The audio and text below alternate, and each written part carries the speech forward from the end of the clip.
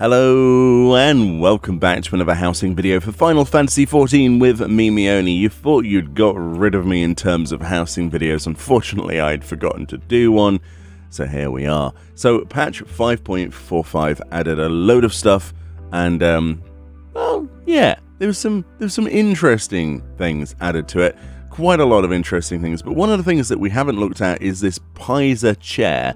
This is something we've put down in our actual house. We looked at it and then I didn't even record it. So let's actually talk you through this one very quickly. So this is the Paissa swing chair, and this is something that you can make level 80 carpentry.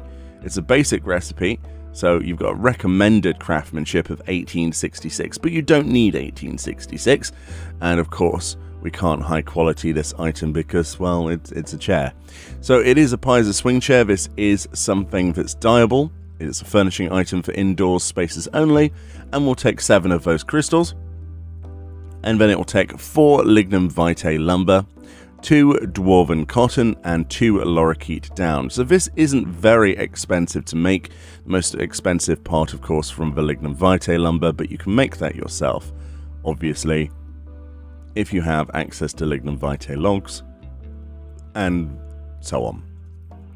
Basically, if you've got botany on the chain, so to speak. So yeah, here's the actual housing item. Let's drag this over here, because I think that would be a little bit better to show it in a better sort of place than over there, stuffed in the corner.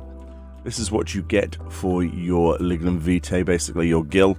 And I quite like this one. A lot of people have already got this in their houses. I had completely forgotten that this was something I hadn't featured in a video, so hence the lateness on this.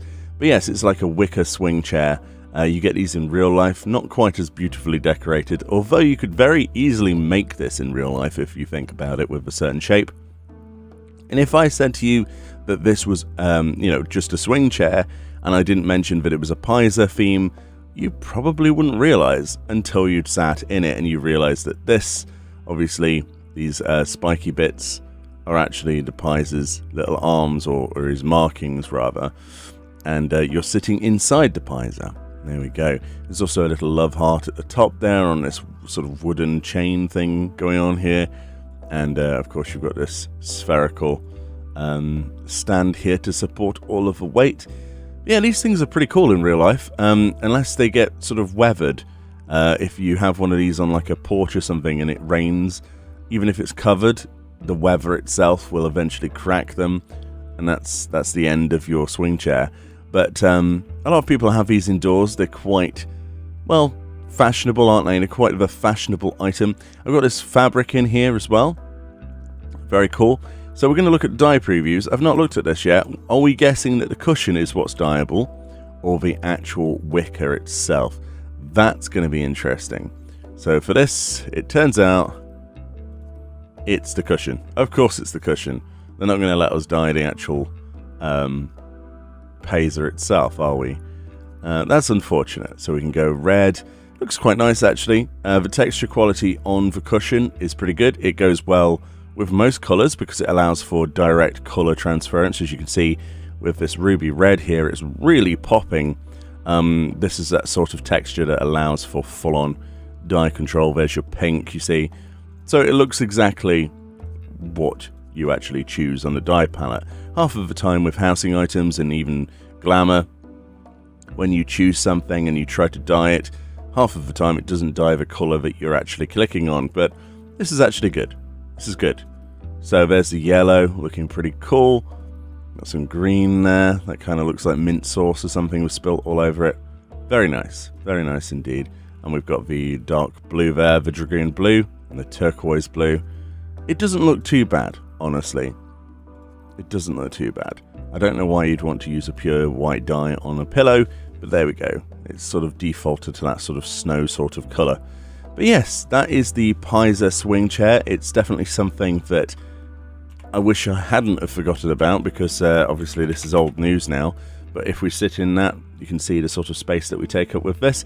And of course, the bigger your character, the taller you are going to be, but you're not going to be in danger of clipping through those particular markings at the top there that are sticking out. But yes, I really like this item. I personally would like to see more shaped creatures from Final Fantasy as swing chairs. We could do a whole collection of furniture like this, and maybe a carbuncle shaped wicker basket table. So like you've got a carbuncle supporting an actual table or something. That would be quite cool. Maybe obviously a Namazu that you could sit inside. I don't know. It could be really cool, but this is what we have for now. And it's a nice big item, which means that you're not going to be wasting too many of those, well, any of those housing slots bar one with something that's too small.